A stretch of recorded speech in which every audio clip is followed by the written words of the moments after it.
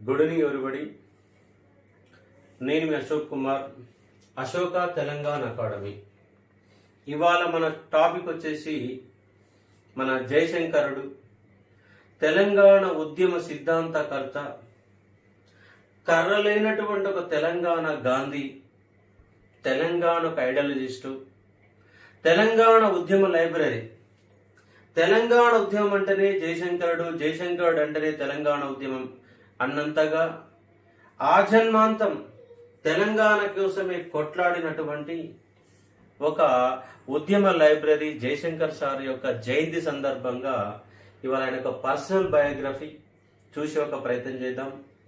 Competitive పరంగా కంపల్సరీగా 1 mark మనకు జయశంకర్ సార్ మీద చాలా సార్లు బిట్లు పడినాయి. ఆ నేపథ్యంలో ఆయన గురించి, ఆయన ప్రస్తావన గురించి, ఆయన నడిపిన ఉద్యమాల గురించి, పనిచేసిన సంస్థల గురించి, రాసిన పుస్తకాల గురించి, ఆయన టోటల్గా ఆయన పర్సనల్ బయోగ్రఫీ గురించి చూసే ఒక ప్రయత్నం చేద్దాం. ఇవాళ తెలంగాణ రాష్ట్రం అంటే అందరికీ, అంటే వీళ్ళకు తెలుసు తెలియని సందర్భం లేకుండా అందరికి తెలిసినటువంటి ఒక తెలంగాణ గాంధీ, ఒక తెలంగాణ జాతిపిత ఎవరంటే professor Jayashankar sir. Professor Jayashankar sir 3 ఉద్యమాలకి ప్రత్యక్ష సాక్షి.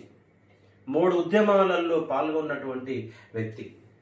1952 ముల్కీ ఉద్యమంలో పాల్గొనడమే కాకుండా ఎస్ఆర్సి స్టేట్ రీఆర్గనైజేషన్ కమిషన్ అనేది ఏర్పాటు చేస్తే దానికి కూడా మా తెలంగాణ సపరేట్ రాష్ట్రంగా ఉండాలి, 9 జిల్లాలతో కూడిన హైదరాబాద్ రాష్ట్రమే మాకు సపరేట్ గా ఉండాలని ఒక విద్యార్థిగానే ఒక వినతి పత్రాన్ని ఎస్ఆర్సికి అందజేసిన వ్యక్తి ఎవరంటే జయశంకర్ సార్.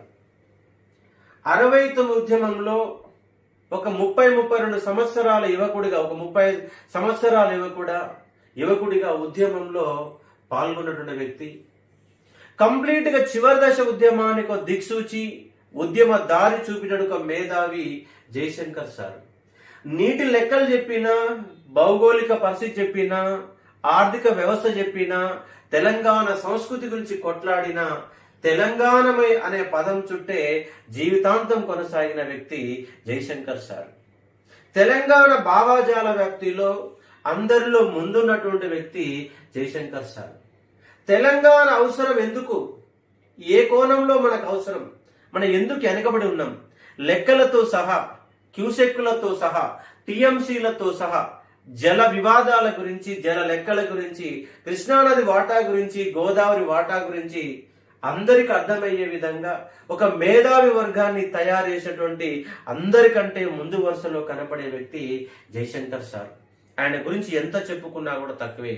ఒక ఉద్యమ లైబ్రరీ లాంటి వ్యక్తి, ఉద్యమాన్ని తన జీవితంగా మార్చుకొని పోరాటం చేసిన వ్యక్తి. గల్లీ నుంచి ఢిల్లీ దాకా అన్ని సభలల్లో, అన్ని సదస్సులలో, అన్ని సెమినార్లలో పేపర్ ప్రజెంటేషన్ చేసి 20 మంది ఉన్నా కూడా ఓపికతో తెలంగాణ లెక్కలు, అంకెలు కూడా చెప్పిన వ్యక్తి జయశంకర్ సార్. ఆయన కనీసం తెలంగాణ గురించి కొన్ని వేల సభలలో ప్రసంగించి ఉంటాడు. ఏ రాజకీయ నాయకుడు పార్టీ పెట్టినా ఆ పార్టీలో జయశంకర్ సార్ యొక్క పాత్ర ఉంది. ఏ రాజకీయ నాయకుడు పార్టీ పెట్టినా ముందుగా వాళ్ళు ఎవరిని కలిసేవాళ్ళంటే జయశంకర్ సార్నే కలిసేవాళ్ళు. కేసీఆర్ పార్టీ పెట్టినా, దేవేందర్ గౌడ్ పార్టీ పెట్టినా, నాగం జనార్దన్ రెడ్డి పార్టీ పెట్టినా, అంతెందుకు మనకు పటోళ్ళ ఇంద్రారెడ్డి రాజకీయ పార్టీ పెట్టినా అందరికంటే ముందుగా వాళ్ళకు ప్రత్యక్షంగా కనపడే వ్యక్తి ఎవరంటే జయశంకర్ సార్. తెలంగాణ ఉద్యమం రాజకీయ పార్టీల ద్వారానే సాధ్యమైందని, అది కేసీఆర్ లో నాయకత్వ లక్షణాలను గుర్తించి కేసీఆర్ తోనే సాధ్యమైందని, నచ్చకపోయినా నచ్చినా కేసీఆర్ తో అడుగులు వేసిన వ్యక్తి జయశంకర్ సార్. ఎందుకంటే మనం ముందుగా తెలంగాణ రాష్ట్రం కోసం పనిచేయాలి, తర్వాత పంచాయతీ తర్వాత చూద్దాం. కాబట్టి ఆర్ఎస్ఎస్ నుంచి ఆర్ఎస్యు వరకు అన్ని సంఘాలని ఏకదాటిపైకి తీసుకొచ్చి ఉద్యమం చెయ్యాలని చెప్పినటువంటి వ్యక్తి. వీళ్ళు వాళ్ళని తేడా లేకుండా అందరినీ కలుసుకొని ఒక రాష్ట్రాన్ని సాధించుకోవాలి, తెలంగాణ ఆత్మగౌరవంగా బతకాలి, మన నీళ్లు మనకు రావాలి, మన బడ్జెట్ మనకు రావాలని తన జీవితాంతం పనిచేసిన వ్యక్తి జయశంకర్ సార్. ఇలా చెప్పుకుంటా పోతే ఎంత అని చెప్పుకోవచ్చు.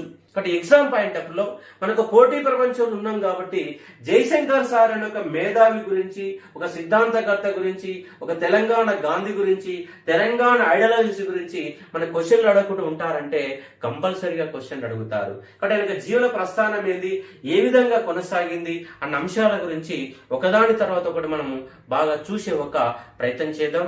ఒక తెలంగాణ విద్యార్థిగా మీరందరూ ఆ జయశంకర్ సార్ గురించి తెలుసుకునే ఒక ప్రయత్నం చేయాలి. ఏదో ఇన్నామంటే వినడం కాకుండా ఆయన గురించి తెలుసుకునే ప్రయత్నం చేయాలి. ఆయన రాష్ట్ర పుస్తకాలను చదవాలి. కానీ వీడియోని చివరి వరకు చూసి జయశంకర్ సార్ యొక్క విషయాల గురించి అవగాహన పెంచుకునే ఒక ప్రయత్నం చేయండి. ఒక తెలంగాణ విద్యార్థిగా మీరు ఏ విద్యార్థి అయినా కావచ్చు, బీటెక్ కావచ్చు, ఎంటెక్ కావచ్చు, టెక్నికల్ స్టూడెంట్ కావచ్చు, బిఏ విద్యార్థి కావచ్చు, కానీ మనకు తెలంగాణ విద్యార్థిగా ఆయన గురించి తెలుసుకోవాల్సిన అవసరం మన పైన ఎంతైనా ఉందన్న అంశాన్ని అర్థం చేసుకోవచ్చు. ఆయన రాష్ట్ర పుస్తకాలతో సహా మీకు చూపిస్తాను కాబట్టి అర్థం చేసుకోండి. ఆయన 1934 ఆగస్టు 6వ తారీఖు నాడు 34 ఆగస్టు 6వ తారీఖు నాడు అక్కంపేటలో జన్మించాడు. ఇది గతంలో అడిగిన ప్రీవియస్ బిట్. ఏంటిది అక్కంపేట? మరి అక్కంపేట ఎక్కడుంది? ఇది పూర్వ వరంగల్ జిల్లాలో ఉంది. ఆత్మకూరు మండలం అక్కంపేట పూర్వ వరంగల్ జిల్లాలో ఉంటే ఇవాళ వరంగల్ జిల్లా 5 జిల్లాలుగా మారిపోయింది. 5 జిల్లాలో ఒక మహబూబాబాద్ జిల్లా, కాబట్టి భూపాలపల్లి జిల్లా, జయశంకర్ భూపాలపల్లి జిల్లాగా ఆ జిల్లా పేరు పెట్టిన వ్యక్తి అర్థం చేసుకోవచ్చు. మనకి వాళ్ళ వ్యక్తుల పేరు మీద 33 జిల్లాలు ఉంటే ఆ 33 జిల్లాలలో వ్యక్తుల పేరు మీదుగా ఉన్న జిల్లాలలో జయశంకర్ భూపాలపల్లి జిల్లా 1, ఆ కొమరంభీం ఆసిఫాబాద్ జిల్లా 2, కేవి రంగారెడ్డి జిల్లా 3. ఈ 3 జిల్లాలు అదే నిజామాబాద్ గాని, కరీంనగర్ గాని, మహబూబ్ నగర్ గాని, నిజామాబాద్, కరీంనగర్, మహబూబాబాద్ అవన్నీ పాత నిజాంల పేర్ల మీద ఆ జిల్లాలు ఉంటే కొత్తగా మనకు 78లో కేవి రంగారెడ్డి పైన జిల్లా వస్తే ఇవాళ 33 జిల్లాలలో ఆసిఫాబాద్, కొమరంభీం జిల్లా, అదేవిధంగా జయశంకర్ భూపాలపల్లి జిల్లా.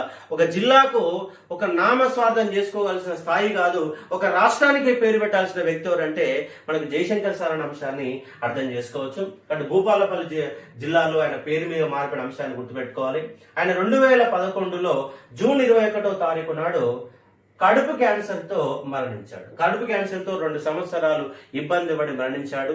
చివరికి తెలంగాణ అనే రాష్ట్రాన్ని, ఆయన కలలుగన్న తెలంగాణ రాష్ట్రాన్ని చూడక ముందే మరణించాడన్న అంశాన్ని ఇక్కడ మీరు అవగాహన చేసుకునే ఒక ప్రయత్నం చేయవచ్చు.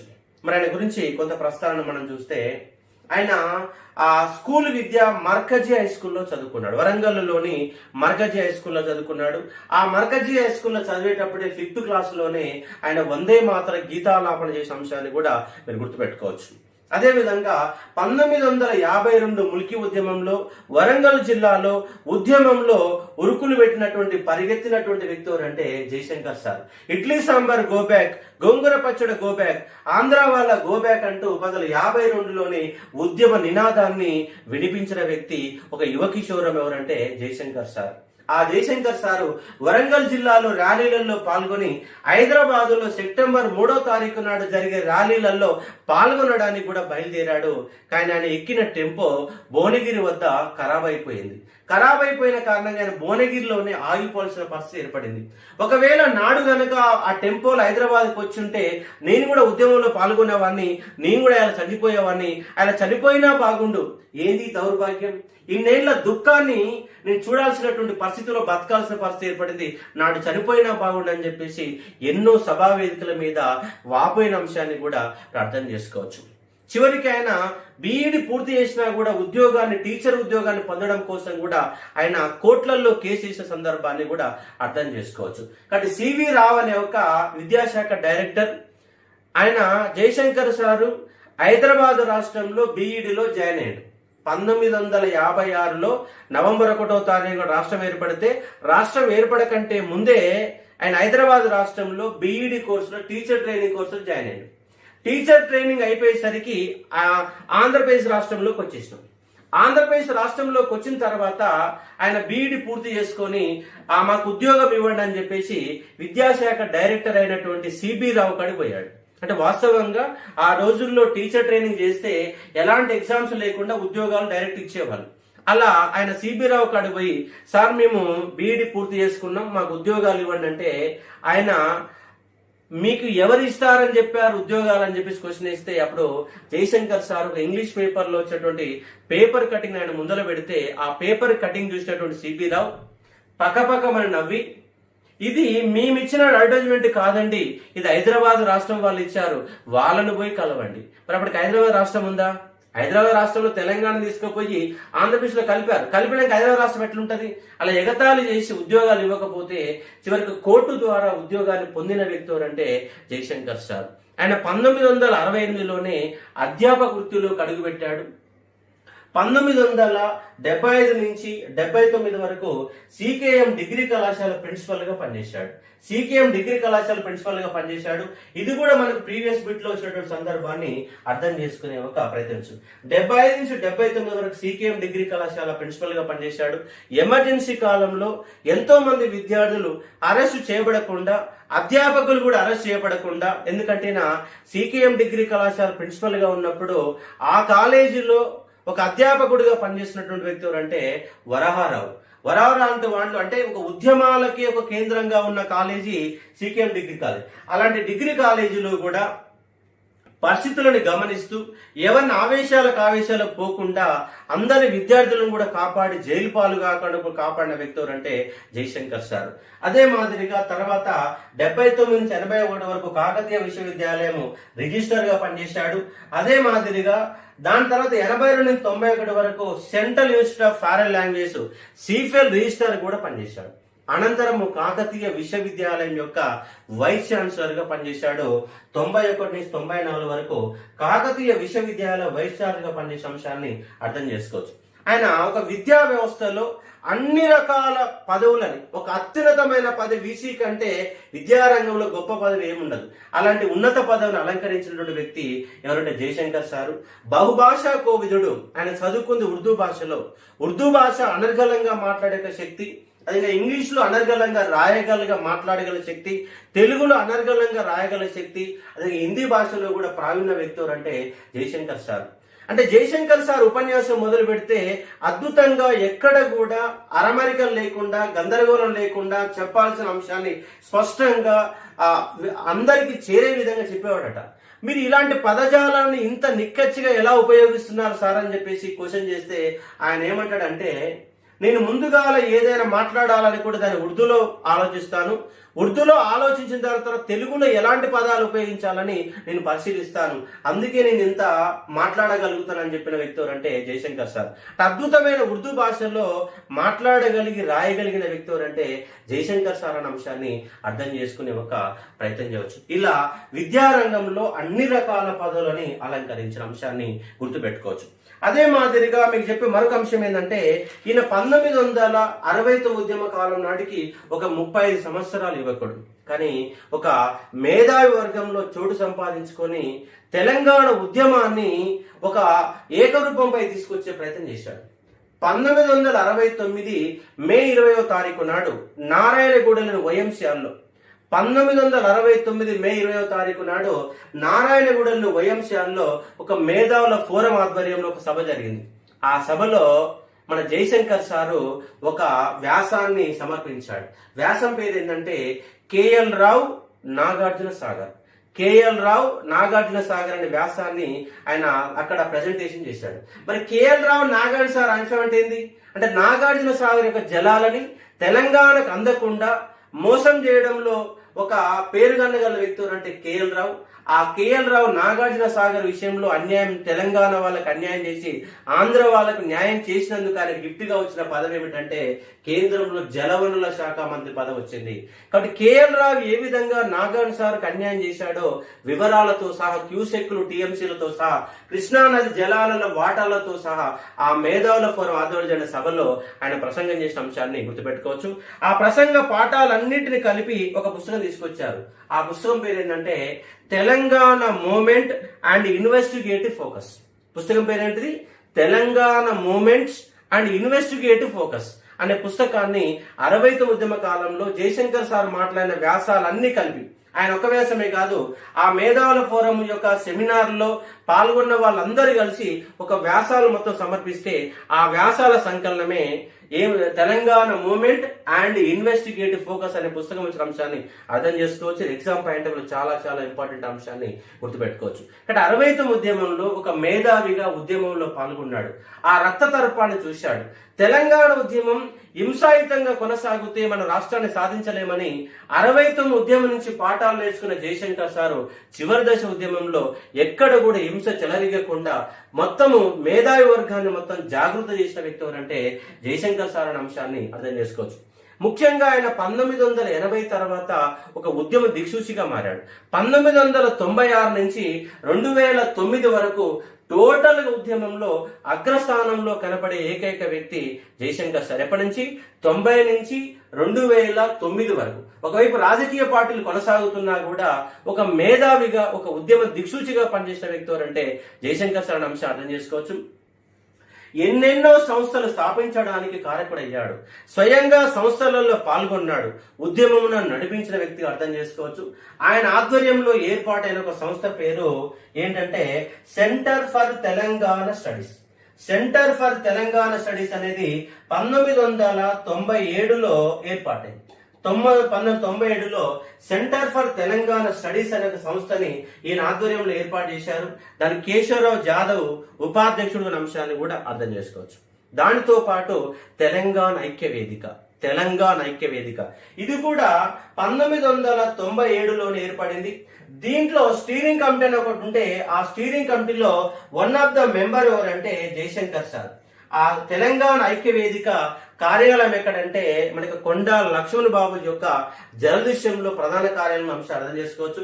2001 వరకు తెలంగాణ ఉద్యమాన్ని భుజస్కంధాలపై వేసుకొని నడిపినటువంటి సంస్థ ఏంటంటే తెలంగాణ ఐక్య వేదిక. అప్పుడు మేధావులందరూ కలిసి 2001 సంవత్సరంలో వివిధ రకాల సమావేశాలు జరిగినప్పుడు ఆ సమావేశాలు జరిగిన తీర్మానం ఏమిటంటే మనము ఉద్యమాన్ని నడిపించే ఒక నాయకుడు దిక్సూచి కావాలి. దిక్సూచి లేకపోతే మనం నడవలేము. ఉద్యమం నడిపించే నాయకుడు కావాలని చెప్పేసి ఆలోచించారు. అలాంటి సందర్భంలో 2000 సంవత్సరంలోనే టీడీపీకి రాజీనామా చేసి మంత్రి పదవి రాని విషయంలో అసంతృప్తితో ఉన్నటువంటి కేసీఆర్ ఉద్యమానికి నిజమైన వ్యక్తి అని చెప్పేసి గుర్తించిన వ్యక్తి జయశంకర్ సార్. ఆయన కంటే ముందే మన కాంగ్రెస్ పార్టీకి సంబంధించినటువంటి ఖైరతాబాద్ ఎమ్మెల్యేగా ఉన్నటువంటి వ్యక్తిని ముందుగా ఉద్యమంలోకి రమ్మని చెప్తే ఆయన రానని చెప్పాడు.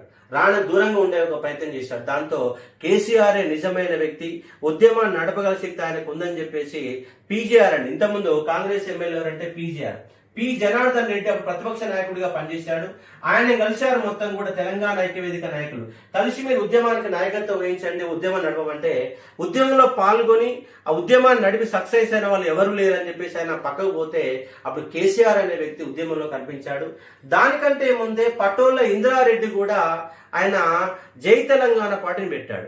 ఆ జై తెలంగాణ పార్టీని పెట్టినప్పుడు కూడా జయశంకర్ సార్ ముందంజలో ఆయన సహకరించాడు. కేశవరావు జాదవ్, జయశంకర్ సారు, కొండా మాధవ్ రెడ్డి ఈ ముగ్గురు మేధావుల ఆధ్వర్యంలో మన పటోల ఇంద్రారెడ్డి జై తెలంగాణ పార్టీని పెడితే ఆయన అహంభావితనం కారణంగా వీళ్ళు పక్కకు జరిగి అదే సమయంలో 97లో సెంటర్ ఫర్ తెలంగాణ స్టడీస్ అనే వ్యవస్థను ఏర్పాటు చేసుకొని ఉద్యమ భావజాలాన్ని ముందుకొచ్చిన అంశాన్ని అర్థం చేసుకోవచ్చు. ఇదే కాకుండా మనకు Telangana development forum for USA, Telangana development forum for USA, Telangana development forum for USA, Telangana development forum for USA అనే ఒక సంస్థ ఏర్పాటైంది. ఈ సంస్థ ఏర్పాటు కావడానికి ప్రధాన కారకుడైన వ్యక్తి ఎవరంటే జయశంకర్ సార్. ఎందుకంటే ఆయన అమెరికాకు పోయి ఒక రాష్ట్రంలో మాట్లాడాడు. తెలంగాణకు జరుగుతున్న అన్యాయాల గురించి వివరించినప్పుడు ఆ తెలంగాణ నుంచి అమెరికాకు పోయి స్థిరపడినటువంటి తెలంగాణ వాళ్ళు బాగా డబ్బులు సంపాదించిన తెలంగాణ వాదులంతా మేము తెలంగాణకి ఏం చేయడానికని సిద్ధంగా ఉన్న ముందుకొచ్చారు. ఆ నేపథ్యంలో అమెరికాలో ఒక రాష్ట్రంలో మీటింగ్ పెడితే తెలంగాణకు జరిగిన అన్యాయాలను పూసగుచ్చినట్టు వివరించాడు జయశంకర్ సార్. దాంతో వాళ్ళంతా అరే ఇంత అన్యాయం జరుగుతుందా, మీరు మాకొక్కరికే చెప్తే కుదరదు సార్, మీరు మళ్ళీసారి టైం తీసుకొని అమెరికాకు రండి, అన్ని రాష్ట్రాలలో తెలంగాణ వాళ్ళు ఉన్నారు, వాళ్ళందరితో మీటింగ్ పెడదాము, మేము ఒక తెలంగాణ పౌరులుగా మేము అమెరికాలో ఉన్నప్పుడు ఒక తెలంగాణ పౌరులుగా మేమందము ఉద్యమాన్ని సాకారం చేస్తాము, మీరు ఒకసారి మళ్ళోసారి టైం తీసుకొని రండి సార్ అని చెప్పేసి ఆయన మళ్ళోసారి పోతే 16 రాష్ట్రాలలో ప్రసంగాలు చేశాడు జయశంకర్ సార్. ఆ 16 రాష్ట్రాల్లో ప్రసంగాల యొక్క కారణంగానే Telangana development forum for USA, America సంయుక్త రాష్ట్రాల తెలంగాణ డెవలప్మెంట్ ఫోరం అనే సంస్థ ఏర్పాటైంది. ఆ సంస్థ ఏర్పాటు కావడం గల కారకుడైన వ్యక్తి కూడా జయశంకర్ సార్. కానీ జై తెలంగాణ పార్టీ ఏర్పాటు కావడం కారకుడైన వ్యక్తి జయశంకర్ సార్. టిఆర్ఎస్ పార్టీ ఏర్పాటు కావాలని కారకుడైన వ్యక్తి జయశంకర్ సార్. నాగం జనార్దన్ రెడ్డి పార్టీ పెట్టినప్పుడు కూడా ఆయనకు వితోజికమైన సాయం చేసిన వ్యక్తి ఎవరంటే జయశంకర్ సార్.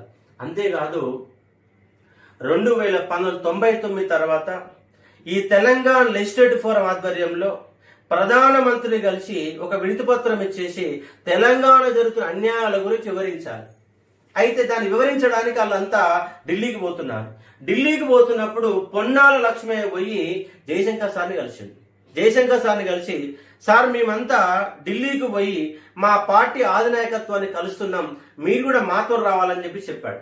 మరి మీ పార్టీ వ్యవహారం, మీ పార్టీకి సంబంధించిన విషయాలు, మరి దాంట్లో నేనెందుకంటే అప్పుడు ఆయన చెప్పిన అంశం ఏంటంటే తెలంగాణ గురించి మీకు తెలిసినంత మాకు తెలియదు సార్, మీరైతే తెలంగాణ గురించి పర్ఫెక్ట్ గా చెప్పగలుగుతారు. ఎందుకంటే తెలంగాణ గురించి ప్రణబ్ ముఖర్జీ కంపెనీ ఏర్పాటు చేశారు 2004. అంతకుముందే పార్టీ తరఫున ఒక ప్రణబ్ ముఖర్జీ కంపెనీ ఏర్పాటు చేసినప్పుడు దానికైతే మీరైతేనే సరిగా వివరించగలుగుతారని కాంగ్రెస్ పార్టీ తరఫున కూడా జయశంకర్ సార్ని ఢిల్లీ తీసుకుపోతే ఆయన ఢిల్లీలో మన ప్రణబ్ ముఖర్జీ ముందు, మన్మోహన్ సింగ్ ముందు తెలంగాణ జరుగుతున్న అన్యాయాల పైన 2.5 గంటల పాటు వివరించిన వ్యక్తి అంటే జయశంకర్ సార్ అన్న అంశాన్ని అర్థం చేసుకోవచ్చు. అంటే ఒక కాంగ్రెస్ పార్టీ వాళ్ళు పిలిచినా పోయాడు, టిఆర్ఎస్ పార్టీలో పెద్దదిగా ఉన్నాడు. అంటే ఆయన నిరంతర శ్రామికుడు, ఒక సాధారణ కార్యకర్త. తెలంగాణ ఉద్యమంలో 50 ఏళ్లు పనిచేసినా కూడా ఒక్క పదవి కూడా రాజకీయ పదవి తీసుకోకుండా రాజకీయాలను నడిపించిన వ్యక్తి జయశంకర్ సార్ అనే అంశాన్ని అర్థం చేసుకోవచ్చు.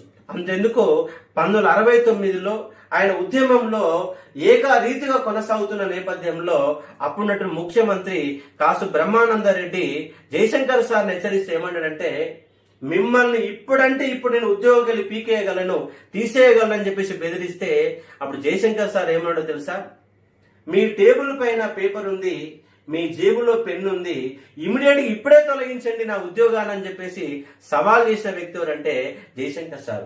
ఎక్కడ కూడా ఆవేశపడకుండా తెలంగాణ అంశాలని తెలంగాణ ప్రజలకు వివరించడంలో, తెలంగాణ ప్రజలు జాగృతం చేయడంలో అద్భుతమైన వ్యక్తి జయశంకర్ సారు. ఆయన తెలంగాణ ఉద్యమంలో ఆయన మించిన వ్యక్తులు ఉన్నారంటే ఇంకెవరు లేరని కూడా చెప్పొచ్చు.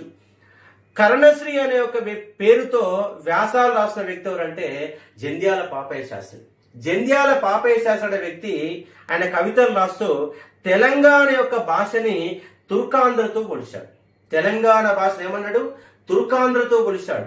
తుర్కాంధ్రతో పోలడం కాకుండా హైదరాబాద్ ని దక్షిణ పాకిస్తాన్ పేర్కొన్నాడు. దీనితో జయశంకర్ సారు ఆయన పనిగట్టుకొని కర్ణశ్రీ కాడికి పోయి, మా తెలుగుని మీరు తుర్కాంధ్ర అని పిలుస్తారా, అయితే మీ ఆంధ్ర భాషలో ఉర్దూ పదాలు లేవా అని చెప్పేసి ఆయన ముందే అదే రోజు ఒక పత్రికలో ఒక న్యూస్ వచ్చింది. ఏంటా న్యూస్ అంటే తెలంగాణ జైలు నుంచి ఆంధ్ర ఖైదీల పరారి. తెలంగాణ జైలు నుంచి ఆంధ్ర ఖైదీల పరారి అనేది వార్త. నిజామాబాద్ జైలు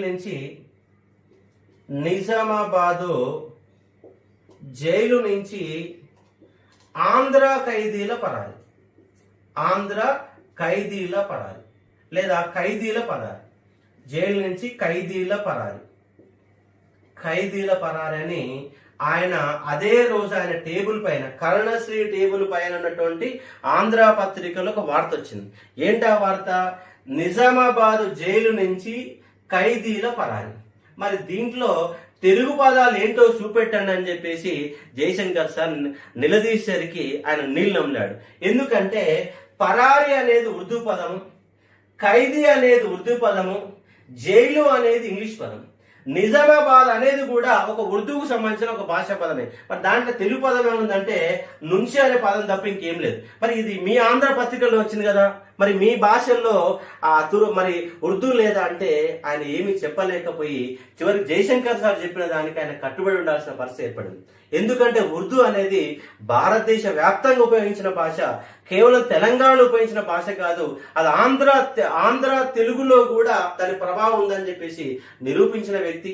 ఏదైనా ఒక సిద్ధాంతికంగా, ఒక వాస్తవికంగా ప్రజలకు విడమర్చి చెప్పడంలో ఒక జయశంకర్ సార్ మించిన వాళ్ళు ఎవరు ఉన్నారంటే ఎవరు లేరనే అంశాన్ని కూడా మీరు అవగాహన చేసుకోవచ్చు. కాబట్టి ఒక కరుణశ్రీ అనే వ్యక్తి పేపర్లో వార్తలు రాస్తే పనుగొట్టుకొని తన గురువు లాంటి వ్యక్తి అయినటువంటి తోట ఆనందరావుతో కలిసి ఇద్దరు కలిసి బస్ ఎక్కి విజయవాడ పోయి కరుణశ్రీ ఇంటికి పోయి కలిసి మీరు మా భాషను ఏ విధంగా ఎగతాళి చేశారని నిలదీసి చివరికి కరుణశ్రీ చేత క్షమాపణలు చెప్పించినటువంటి వ్యక్తి ఎవరంటే జయశంకర్ సార్ అనే అంశాన్ని అర్థం చేసుకోవచ్చు. నిబద్ధత అంటే అది, అంటే ఎవరో పేపర్లో వార్తలు రాస్తే దాన్ని పనిపట్టుకొని పోయి మరి నిలదీయడం అంటే తెలంగాణ పైన ఆయన ఖచ్చితత్వము, ఆయన వేగము, ఆయన అభిమానం ఎంత ఉందో మనం అర్థం చేసుకునే ఒక ప్రయత్నం చేయవచ్చు. ఆయన మాటలు చెప్పడమే కాదు, ఒక పుస్తకాల రూపంలో కూడా ఆయన ప్రభావితం చేశాడు. ఎన్నో పుస్తకాలు రాశాడు. ఇవాళ మనము ఈ తెలంగాణ రాష్ట్ర ప్రత్యేక ఉద్యమంలో 150 మార్కుల పేపర్ చదువుతున్నాం తెలంగాణ ఉద్యమాన్ని. వాళ్ళ తెలంగాణ ఉద్యమానికి సంబంధించి పుస్తకాలలో కనిపించే ప్రతి మెటీరియల్ బేస్ ఎక్కడంటే జయశంకర్ సార్ యొక్క పుస్తకాలలో కనబడతాయి. జయశంకర్ సార్ పుస్తకాలలో కనబడతాయి కాబట్టి అర్థం చేసుకోవచ్చు. ఆయన రాష్ట్ర గ్రంథాలు ఏమిటంటే తెలంగాణ రాష్ట్రం ఒక డిమాండ్. తెలంగాణ రాష్ట్రం డిమాండ్ అనేది ఆయన రాష్ట్ర ఒక పుస్తకం. ఈ పుస్తకంలో తెలంగాణకి ఏ విధంగా అన్యాయాలు జరిగినాయి, జీవో నంబర్ 36 ఏంది, 8 సూత్రాల పథకం ఏంది, 5 సూత్రాల పథకం ఏంది, 6 సూత్రాల పథకం ఏంది, ఏ ముఖ్యమంత్రి తెలంగాణకి ఏ విధంగా అన్యాయం చేశాడు లాంటి వివరాలతో సహా రాయబడిన ఒక చిన్న పుస్తకం తెలంగాణ రాష్ట్రం ఒక డిమాండ్. తెలంగాణ రాష్ట్రం ఒక డిమాండ్. ఈ పుస్తకాన్ని కూడా మీరు చదివే ఒక ప్రయత్నం చేయాలి. జయశంకర్ సార్ స్వయంగా రాష్ట్ర పుస్తకంగా మీరు అవగాహన చేసుకునే ఒక ప్రయత్నం చేయవచ్చు. కాబట్టి పుస్తకం పేరు ఏం పేరు? తెలంగాణ రాష్ట్రం ఒక డిమాండ్. పుస్తకాల పేరు గుర్తుపెట్టుకోవాలి, ఎందుకంటే ఎగ్జామ్ లో మనం బిట్టుపడేది ఆయన పర్సనల్ బయోగ్రఫీ మీద, తర్వాత పుస్తకాల పైన బిట్టుపడతాయి కాబట్టి అర్థం చేసుకోవచ్చు. అదే మాదిరిగా తల్లడిల్లుతున్న తెలంగాణ, ఆయన రాసిన మరొక పుస్తకం ఏంటంటే తల్లడిల్లుతున్న తెలంగాణ. ఇది ఒక వ్యాసాల సంకలనం. ఆయన స్వయంగా రాసిన పుస్తకం కాదు, ఇది ఆయన ఎడిటర్ గా, అంటే చాలా మంది ప్రొఫెసర్లు వ్యాసాలు రాస్తే ఆ వ్యాసాలన్నీ కలిపి ఒక పుస్తక రూపంలో తీసుకొచ్చారు. ఆ పుస్తకం పేరు ఏంటంటే తల్లడిల్లుతున్న తెలంగాణ. మరి తల్లడిల్లుతున్న తెలంగాణ పుస్తకానికి సంపాదకులు ఎవరెవరు ఉన్నారంటే జయశంకర్ సార్ ఉన్నాడు, ఆయన జాగ్రఫీ డిపార్ట్మెంట్ ప్రొఫెసర్ ఎం సింహాద్రి, ఆయన జాగ్రఫీ డిపార్ట్మెంట్ ఒక ప్రొఫెసర్. వాళ్ళిద్దరు సంపాదకులుగా ఉంటే వ్యాసాలు మొత్తం రాసి ఒక పుస్తకాన్ని తీసుకొచ్చారు, తల్లడిల్లుతున్న తెలంగాణ పుస్తకం అనే అంశాన్ని అర్థం చేసుకోవచ్చు. ఈ పుస్తకం 2001లో వచ్చింది. దాదాపు పుస్తకంలో దాదాపు ఒక 30-40 వ్యాసాలు ఉన్నాయి. ఈ వ్యాసాలన్నీ కూడా మీరు చదివే ఒక ప్రయత్నం, 40 వ్యాసాలు ఉన్నాయి. 40 మంది వ్యక్తులు ఈ పుస్తకంలో వ్యాసాలు రాశారు. ఇలాంటి పుస్తకాలు చదివితే మన సబ్జెక్టు పెరగడానికి అవకాశం ఉంది. ఏదో పైగా చదివితే చదువు రాదండి. ఎప్పుడైనా ఇన్ డెప్త్ ఆఫ్ కాన్సెప్ట్ లో వ్యాసాలు చదివి పుస్తకాలు చదివితే ఇవాళ మీకు తెలంగాణ గురించి నేను నాన్ స్టాప్ గా చెప్పగలుగుతున్నానంటే దానికి గల కారణం ఏంటంటే అంటే పుస్తకాలు మొత్తం కూడా స్టడీ చేసిన కారణంగానే చెప్పగలుగుతున్న అంశాన్ని కూడా అర్థం చేసుకోవచ్చు. ఇదొక పుస్తకం. అదే మాదిరిగా తెలంగాణలో ఏమి జరుగుతుంది, తెలంగాణలో ఏం జరుగుతుంది, ఒక చిన్న ఒక వ్యాసం, నాటి పుస్తకం. ఇది ఒక వ్యాసం మాత్రమే. ఈ వ్యాసం ఎందుకు రాయబడిందంటే మనకు మల్లేపల్లి లక్ష్మి అని చెప్పేసి మనకు సీనియర్ జర్నలిస్ట్ ఉన్నాడు. ఆ మల్లేపల్లి లక్ష్మి యొక్క చిన్నాన్న కరీంనగర్ జిల్లాలో ఆయన ఒక బొగ్గుగని కార్మికుడిగా పనిచేసేవాడు. ఆయన చనిపోయాడు. చనిపోయిన నేపథ్యంలో ఆయన సంక్రాంతి పండుగ చనిపోయాడు.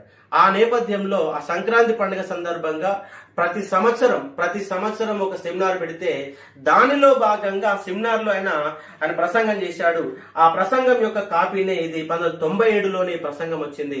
అర్థం చేసుకుని 1997 జనవరి నెలలో 1997 జనవరి నెలలో ఒక కరీంనగర్ జిల్లాలోని జగిత్యాల తాలూకాలో ఒక గ్రామంలో ఒక మీటింగ్ జరిగితే ఆ మీటింగ్ లో జయశంకర్ సార్ 2 గంటలు మాట్లాడాడు.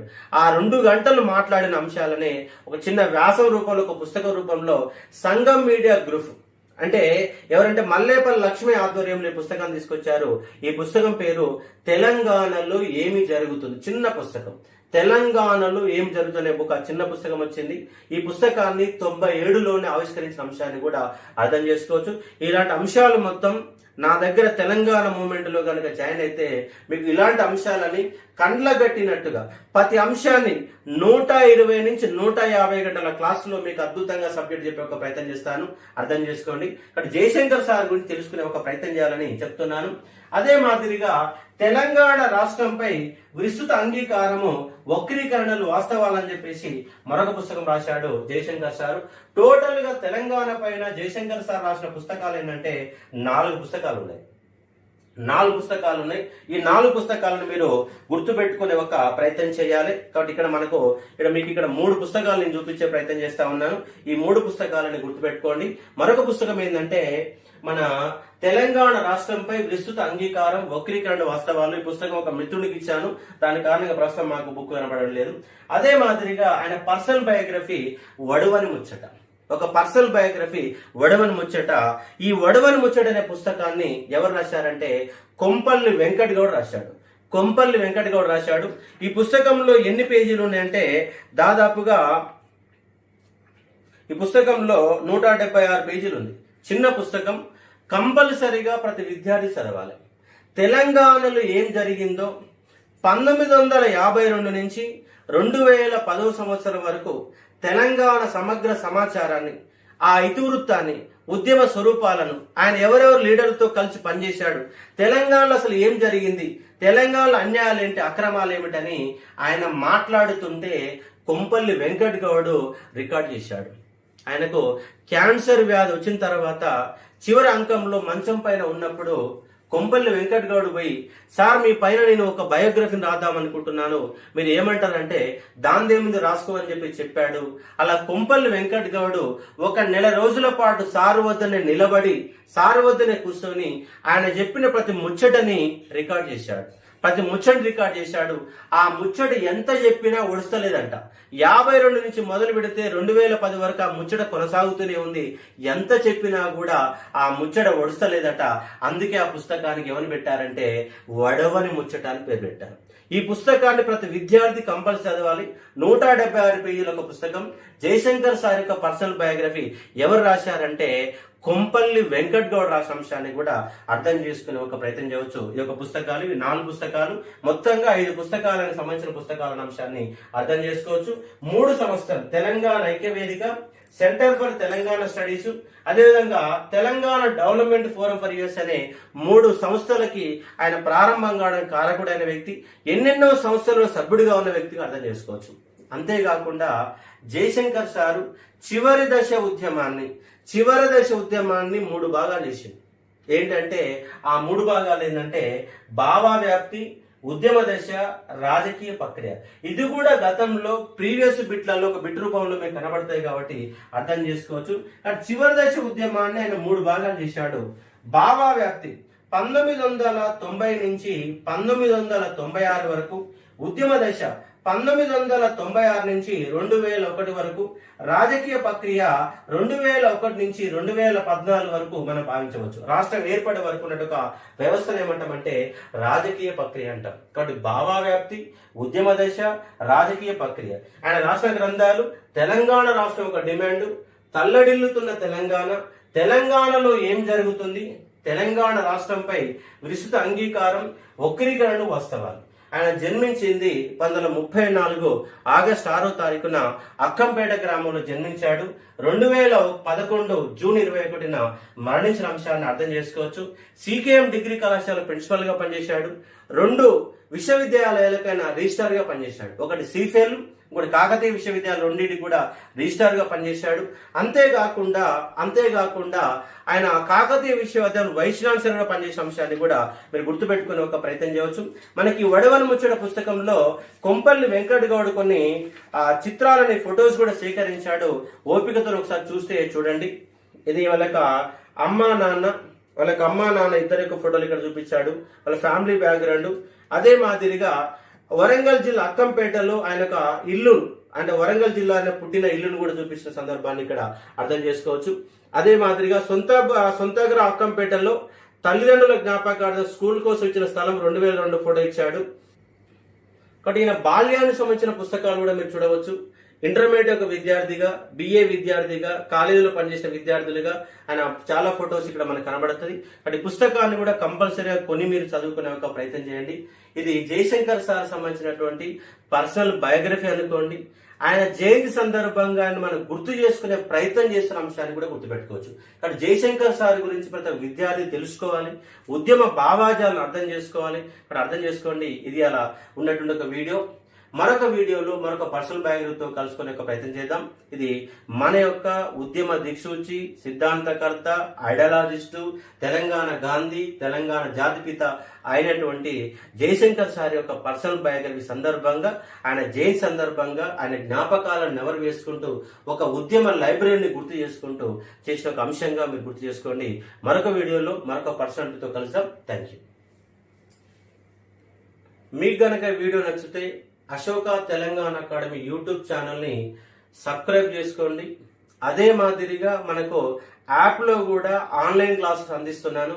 తెలంగాణ ఉద్యమ పాఠాలు 150 గంటల క్లాసు అందిస్తున్నాను. ఉద్యమాన్ని అణువణువున ఎన్నో పర్సనల్ బయోగ్రఫీస్ అందిస్తూ ప్రతి పదాన్ని, ప్రతి అంశాన్ని, ప్రతి లెక్కని, ప్రతి ఉద్యమ స్వరూపాన్ని మీ కళ్ళ ముందు ఉంచే ప్రయత్నం చేస్తాను. కాబట్టి మీరు కనుక గ్రూప్ 2, గ్రూప్ 1 సీరియస్ హాస్పిటల్ ఉంటే నాతో కలవండి, ఉద్యమం గురించి తెలుసుకోండి. ఇది వాళ్ళ క్లాసు. Thank you.